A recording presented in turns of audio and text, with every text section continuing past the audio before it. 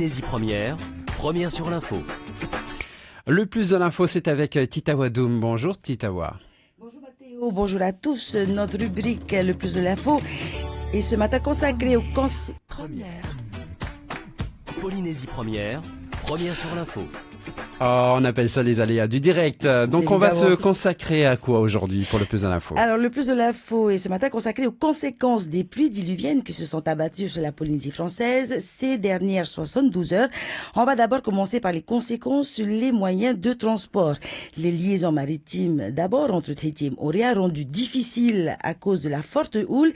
Eh bien sachez qu'hier matin, après l'annulation des départs de l'Aremiti et du Terev-Au depuis Moorea, ce sont près de 1000 passagers scolaires et employés qui sont restés coincés sur l'île Sœur. Peu de conséquences en revanche sur les liaisons aériennes locales ou internationales.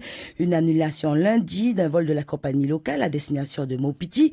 Les passagers étaient de retour chez eux le lendemain et des passagers bloqués quelques heures à Huahine à cause d'un problème à Bora Bora. Mais les grosses pluies ont également des conséquences sur l'enseignement. Pour des raisons de sécurité, plusieurs établissements scolaires seront fermés ce vendredi. À Moorea d'abord, où le maire a annoncé la fermeture de toutes ces écoles hier et aujourd'hui. Idem à Mahina avec les écoles maternelles, primaires et le CJA. Autre fermeture d'établissements scolaires ce jour, 4 écoles maternelles et primaires à Faa en raison de la proximité des classes des cours d'eau. On fera aussi l'école buissonnière à Taiarapu Ouest, à Tiaupo, Veirao et Toahutu, tandis qu'à Maupiti, les établissements scolaires devraient rouvrir ce vendredi. Et je ne vous parle même pas des embouteillages occasionnés sur les routes de Tahiti à cause du mauvais temps. Les véhicules roulent au ralenti. Il faut éviter de s'engouffrer dans le pare-choc de la voiture qui freine d'un coup sec, le conducteur évitant de se prendre un nid de poule à la dernière minute. Mais il y a aussi les conséquences du mauvais temps sur l'environnement. Avec cette question, où va tout ce qui a été drainé par la pluie? Depuis les montagnes où des terrassements sont en cours, traversant les plantations et cultures et passant par les bacs à graisse qui ne sont pas aux normes, dans le lagon évidemment. Et ce sont nos récifs qui en font les frais en général et les poissons du lagon en particulier. Il y a tout de même quelques 800 espèces de poissons lagonaires représentées, répertoriées par la direction des ressources marines.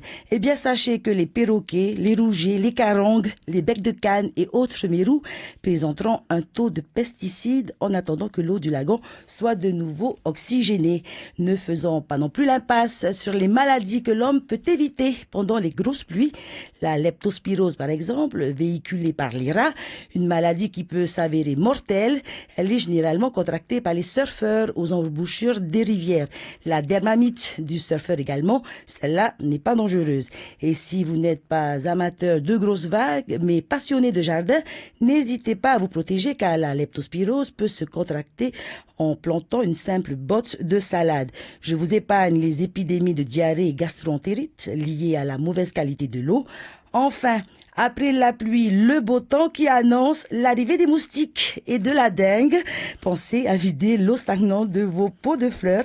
Voilà pour le plus de l'info de ce vendredi. Merci beaucoup Titawa Doum pour tous ces conseils et cet éclairage. 7h04.